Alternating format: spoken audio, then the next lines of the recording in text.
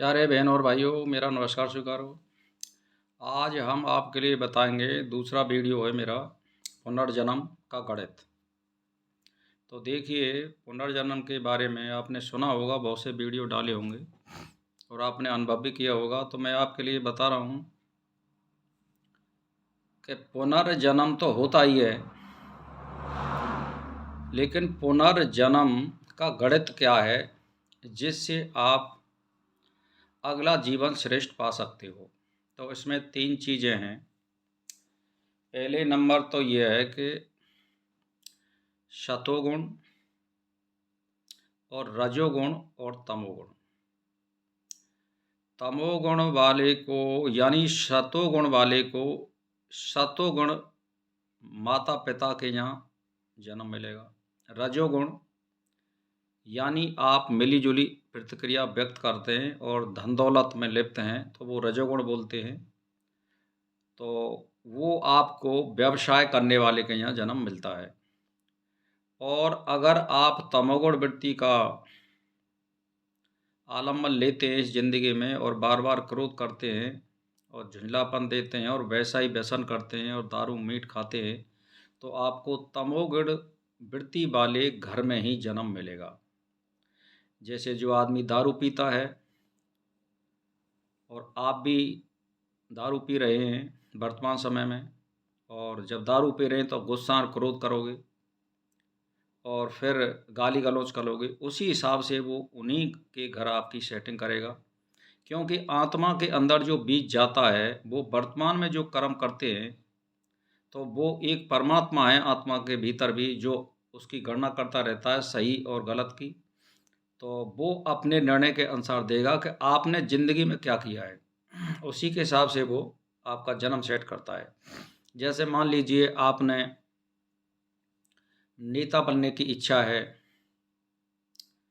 तो अगर आपने ज़िंदगी में चुनाव के क्षेत्र में उतरे हैं और आपको असफलता मिली है ज़िंदगी भर, तो आपको ये तो निश्चित है, आपके बीज आपके अंदर गया है कि मैं चुनाव लड़ूंगा, और आपकी कैसी भावना थी चुनाव लड़ने की कि मैं देश की सेवा करूंगा, जनता की सेवा करूंगा, निस्वार्थ करूंगा। तो वास्तव में ही किसी बड़े नेता के यहाँ ही आपको जन्म मिलेगा। एक बात। दूसरी बात, आपने ये संकल्प किए, ज़िंदगी भर ये कोशिश भी की है कि भाई मैं आईएएस बनना चाहता हूँ, अफ़सर बनना चाहता हूँ। तो आपने इस ज़िंदगी में अगर कोशिश की है आईएएस बनने की और आप वहाँ असफलता प्राप्त करी है आपने, लेकिन आपने कोशिश तो की और आपके अंदर ये टीस रह गई कि वास्तव में मैं जिलाधीश कलेक्टर बनना चाहता हूँ, और फिर कोशिश करते करते आपको वो समय निकल गया, और फिर ज़िंदगी में फिर भी आप एक किसी ऐसे विषय से जुड़े हुए हैं कि जो जनता की भलाई करने के मार्ग हैं, सामाजिक समाज में भलाई करने के, लेकिन वो टीस आपके रह गई कि मैं कलेक्टर बनता या बहुत बड़ा अफसर बनता, जनता की सेवा करता, तो वो भी आपके अंदर में बीत जाएगा। दूसरी बात यह है कि ऐसे कार्य होते हैं, जैसे मान के चलिए मैं न्यायाधीश बनता और मैं जनता के लिए बहुत बड़ा न्याय देता। तो अगर आपने कोशिश करी है इस ज़िंदगी में और आप समाज में ही किसी का पक्षपात रहित पक्ष रखते हैं, और चाहे आपकी बात को कोई माने या ना माने, तो वास्तव में ही आपकी एक टीस जाएगी इस शरीर को छोड़ने के बाद तक, और आत्मा में वो बीत जाएगा। तो आपको अगले जन्म में उसी परिवार के यहाँ ऐसे ही घर में वो आत्मा जन्म मिलेगी। क्योंकि आत्मा के लिए कभी भी मनमानी परिवार, माता पिता नहीं मिल सकते हैं। आपके अंदर जो वर्तमान में कर्म करेंगे उसी के आधार पर पुनर्जन्म मिलेगा।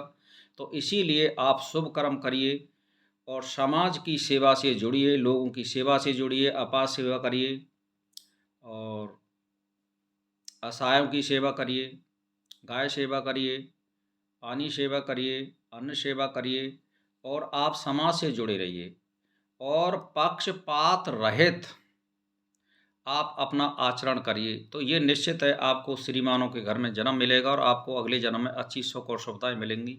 यही आपके अंदर जाता है और आत्मा इसमें कुछ नहीं कर सकती है, वो संस्कार मिलाती है। संस्कार के आधार पर ही जन्म होता है। जैसे आपके गुण हैं वैसे ही वो आत्मा गुण देखती है, और वास्तव में आपने बहुत ज़्यादा तप किया है विशेष, तो आपको वेटिंग में रहना पड़ेगा। वो इसी हिसाब से आपको माता-पिता और स्थान और सुख और सुविधाएँ देखेगी। अगर आपने महान पाप कर दिए हैं इस ज़िंदगी में बहुत ज़्यादा, तो तब भी आपको वेटिंग में रहना पड़ेगा। फिर ऐसे ही किसी खराब आदमी के यहाँ आपको जन्म मिलेगा। तो भाई और बहनों, इसीलिए आपसे मैं एक ही बात कहना चाहता हूँ कि ज़िंदगी में अगर आप लक्ष्य बनाने, कोई भी लक्ष्य बनाइए, आप एक लक्ष्य बनाइए कि मुझे ये करना है, चाहे आप सफल हों या ना हों, लेकिन लक्ष्य बना लो। तो कम से कम अगले जन्म के लिए वो अपनी आत्मा के अंदर एक बीज के रूप में गुण जाएगा, और उस गुण के आधार पर आपको जन्म मिलेगा। इसीलिए अच्छे गुण पैदा करने के लिए शुभ कर्म करिए और अपनी आत्मा को सद्गति की ओर ले जाइए, जिससे आपको अगले जन्म में सुख और सुविधाएँ मिलें। इसी के साथ मेरा नमस्कार स्वीकार।